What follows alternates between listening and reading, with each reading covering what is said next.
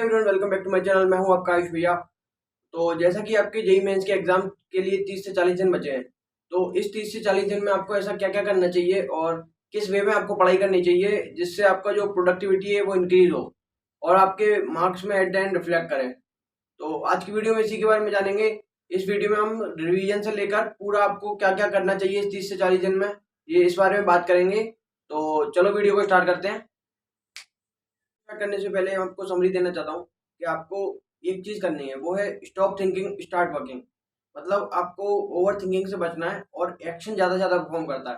क्योंकि बहुत सारे बच्चे क्या होते हैं, ओवर थिंकिंग ज्यादा करते हैं, एग्जाम के बारे में ज्यादा सोचते हैं कि मेरा क्या होगा, कितने मार्क्स आएंगे। इससे इसको सोचने की बजाय आपको अपने एक्शन करना चाहिए। क्योंकि ओवर थिंकिंग की वजह से क्या होता है, जो अपना प्रोडक्टिव टाइम है वो कम हो जाता है। और प्रोडक्टिव टाइम जैसे ही कम हुआ तो आपके क्या होता है, मार्क्स में क्या होता है, डिक्रीमेंट स्टार्ट हो जाता है। तो ओवर थिंकिंग से अपन को बचना है, ओवर थिंकिंग से बहुत दूर रहना है और जितना कम हो सके उतना कम सोचना है और ज़्यादा से ज़्यादा एक्शन परफॉर्म करने हैं। जितना ज़्यादा आप अपने आप को बिजी रखोगे उतना आप ओवर थिंकिंग से बचोगे। तो ये है समरी का पार्ट। तो अब स्टार्ट करते हैं अपनी वीडियो। हमको इस 30 से 40 दिनों में अपने आप को मोटिवेट रखना है। क्योंकि बहुत सारे बच्चे क्या होते हैं कि इन 30 से 40 दिनों में क्या होंगे, डिमोटिवेट होंगे। वो सोचने लगेंगे एग्जाम के बारे में और ज़्यादा ओवर थिंकिंग करने लगेंगे। तो डिमोटिवेट हमको इस टाइम पे बिल्कुल नहीं रहना है। और जिस बच्चे ने इस टाइम अपने आप को मोटिवेट रख लिया, वो मैं सही कह रहा हूँ, इस एग्जाम में धूम मचा देगा, बहुत अच्छा धूम मचा देगा। तो इस एग्जाम से पहले आपको मोटिवेट रहने की ज़रूरत है। और जब भी आप डिमोटिवेट हो, अपने आप को थोड़ा टाइम दीजिए और अपने आप से पूछिए क्या आप अपना 100% दे रहे हैं। अगर आपका जवाब ना आता है तो फिर से आप अपने आप से क्वेश्चन पूछिए कि अगर आपने जो ड्रीम कॉलेज देखा है, अगर आपको वो कॉलेज नहीं मिला तो आप उससे छोटे कॉलेज पे लेने के लिए तैयार हैं। अगर आपका जवाब ना आता है तो उसी समय उठिए और बोलकर अपने आप को ये बोलकर पढ़ने बैठ जाइए कि चाहे कुछ हो जाए, मेरे को कितनी भी मेहनत क्यों ना करना पड़े, लेकिन मैं अपना ये डिजर्विंग कॉलेज अचीव करके ही रहूंगा। और जितनी मेहनत लगे मैं उतनी मेहनत करूंगा, लेकिन ये कॉलेज अचीव करके रहूंगा। लेकिन अगर आप अपना 100% दे रहे हैं, उसके बाद भी आपका रिजल्ट नहीं आ रहा है, तो अपने आप को फिर से ये बोलकर पढ़ने के लिए बैठें कि मैं अपना 100% तब तक देते रहूंगा जब तक मैं वो ड्रीम कॉलेज अचीव नहीं कर लेता। मैं तब तक 100% दूंगा अपना और तब तक मेहनत करूंगा जब तक वो मेरे को अचीव नहीं हो जाता। ये मोटिवेट करके आप अपने पढ़ाई पे बैठिए और हर बार जब भी डिमोटिवेट हुए तो इसी बात को लेकर आप मोटिवेट रहें। तो ये है सबसे पहला पॉइंट स्टे मोटिवेटेड का। मॉक टेस्ट 30 दिनों में आपको कितने मॉक टेस्ट देने चाहिए? तो ऐसा कोई रूल नहीं है कि आपको बहुत ज़्यादा मॉक टेस्ट देने हैं और या बहुत कम मॉक टेस्ट देने हैं। आइडली आपको एक हफ्ते में 4 से 5 मॉक टेस्ट देने चाहिए। इससे क्या होता है, आपकी प्रैक्टिस बनी रहती है और जब आप टाइम लगा के एग्जाम देते हैं तो क्या होता है, आपकी स्पीड भी मेंटेन रहती है। और बहुत सारे बच्चों की क्या होती है, सिली सिली मिस्टेक हो जाती हैं बहुत बार। तो मिस्टेक के लिए आप टाइम लगा के मॉक टेस्ट ज़्यादा दें, जिन बच्चों की सिली मिस्टेक होती है। क्योंकि जब भी आप मॉक टेस्ट देते हो तो क्या होता है, एग्जाम का एक प्रेशर सेट रहता है और जब आप उस प्रेशर में आप एग्जाम देते हो ना, तो आपकी क्या होती है, सिली मिस्टेक होने के चांसेस बढ़ जाते हैं। तो आप जितने ज़्यादा मॉक टेस्ट दे रहोगे ना, तो आपकी उस प्रेशर में प्रैक्टिस करने की पावर इंक्रीज हो जाएगी। तो फिर इससे क्या होगी, आपकी गलती कम हो जाएंगी, सिली सिली मिस्टेक। तो जिन बच्चों की भी सिली मिस्टेक ज़्यादा होती हैं तो वो थोड़े एक दो मॉक टेस्ट ज़्यादा दें। इससे उनका जो एग्जाम प्रेशर में प्रैक्टिस करने की जो पावर है वो इंक्रीज होगी।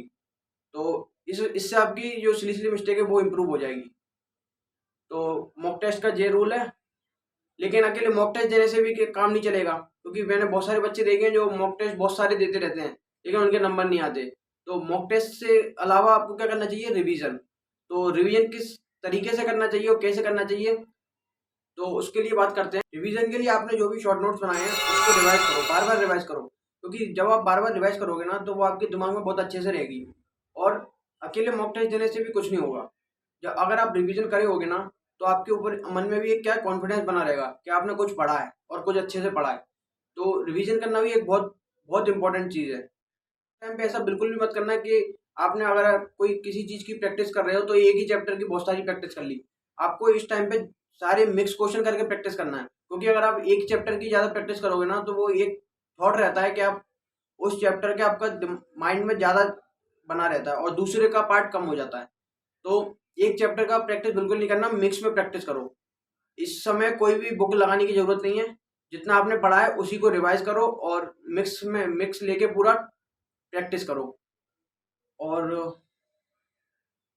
तो ये है रिवीजन का पार्ट, आपको इस तरीके से रिवीजन करना है।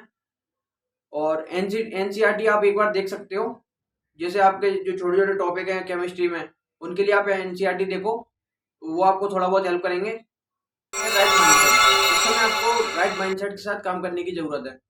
सबसे पहला है आपको स्लीप। तो हमको इस समय क्या करना है, प्रोडक्टिव काम करना है। ऐसे मैंने बहुत से बच्चों को देखा है जो क्या करते हैं, दिन भर किताब लेके बैठे रहते हैं और उनको नींद आती है लेकिन तो भी किताब लेके बैठे रहते हैं। तो एट द एंड वो क्या करते हैं, खुद का ही लॉस करते हैं। तो हमको उस लॉस से बचना है, क्योंकि हमको इस समय प्रोडक्टिव काम ज़्यादा से ज़्यादा करना है। तो जब भी आपको दिमाग आपका थके तो आपको उस समय सो जाओ थोड़ी देर के लिए।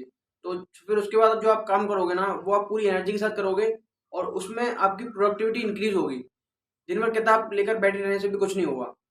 तो प्रोडक्टिव काम करने के लिए आपको जब भी आपकी थकान हो, आप सो जाओ थोड़ी देर के लिए।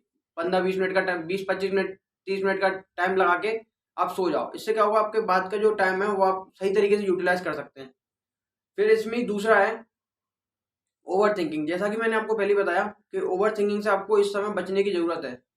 जिसने ओवर थिंकिंग से अपने आप को काबू कर लिया वो बहुत अच्छा कर सकता है। और इसके लिए आप क्या करो, अपने आप को ज़्यादा से ज़्यादा इंगेज रखो। शेड्यूल सेट करो कि ये काम करने के बाद मैं ये करूँगा, फिर उसके बाद ये करूँगा। फ्री टाइम अपने आप को बहुत कम से कम दो। जब भी आप, जैसे आप पढ़ाई से आप बोर हो गए तो आप करो, कोई सामान लेने चले जाओ घर का। इंगेज ज़्यादा से ज़्यादा रखोगे तो क्या होगा, आपका ओवर थिंकिंग की पावर कम हो जाएगी। और ओवर थिंकिंग से इस समय हमको बचना है। ठीक, फिर उसके बाद है नेक्स्ट है हेल्थ। इस समय आपको हेल्थ पे बहुत ज़्यादा ध्यान देना है, क्योंकि अगर आपकी हेल्थ इस समय बिगड़ गई तो वो आपके एग्ज़ाम को इफेक्ट कर सकता है। तो हेल्थ अपनी सही रखो और हेल्थ अपनी एकदम बढ़िया रखो। नेक्स्ट है टाइम टेबल। आपको इन 30 से 40 दिनों में कैसा टाइम टेबल सेट करना चाहिए और किस तरीके से पढ़ाई करनी चाहिए। तो मैंने बहुत से बच्चों को देखा है कि वो टाइम टेबल ऐसा सेट करते हैं कि इतने टाइम से इतने टाइम तक ये करूँगा, ये करूँगा, ये करूँगा। लेकिन इससे क्या होता है, आप एक समय के बाद बोर हो जाते हैं। आप 1-2 दिन तो करते हैं, लेकिन उसके बाद आप क्या हो जाते हैं, बोर हो जाते हैं। तो अपना जो आपने टाइम टेबल सेट किया है ना, उसको थोड़ा ब्रॉड बनाएं। ब्रॉड इन द सेंस, आप अपने माइंड में ऐसा सोचें कि मेरे को आज ये काम कंप्लीट करने हैं। आप अपने या तो कॉपी पे लिख ले या अपने दिमाग में सोच लें कि मेरे को आज ये काम कंप्लीट करने हैं बस। और ये टाइम फिक्स नहीं करें कि इतने बजे से इतने बजे के बीच में करना है। तो इससे क्या होगा, आपको इंटरेस्ट भी आएगा और आप क्या है, वो काम अच्छे तरीके से कर सकते हैं। जब भी मैं पढ़ता था, मैं एक दिन सुबह सुबह उठ के मैं सोच लेता था कि मेरे को ये काम करना है और उसी माइंडसेट के साथ मैं उसी दिन वो काम कंप्लीट कर लेता। मैं टाइम वो नहीं बनाता था कि इस टाइम से इस टाइम ये करना है, इस टाइम से इस टाइम ये करना है। क्योंकि आप जब आप कॉम्प्लिकेटेड बनाओगे ना टाइम टेबल, तो क्या होगा, आप एक टाइम के बाद बोर हो जाओगे। तो थोड़ा ब्रॉड बनाएं, काम ज़्यादा ले लें कि मेरे को ये सारा काम करना है, लेकिन इस आज के दिन करना है। टाइम सेट ना करें, क्योंकि आप एक तरीके से बोर हो गए तो आप दूसरी पे स्विच कर सकते हैं। तो टाइम टेबल अपना ब्रॉड बनाएं। तो यही 5 से 6 स्ट्रेटजी हैं जो आपको इन 30 से 40 दिन में बहुत ज़्यादा हेल्प करेंगी और इनको आप ज़रूर से ज़रूर फॉलो करें। आपको सही में बहुत ज़्यादा हेल्प मिलेगी।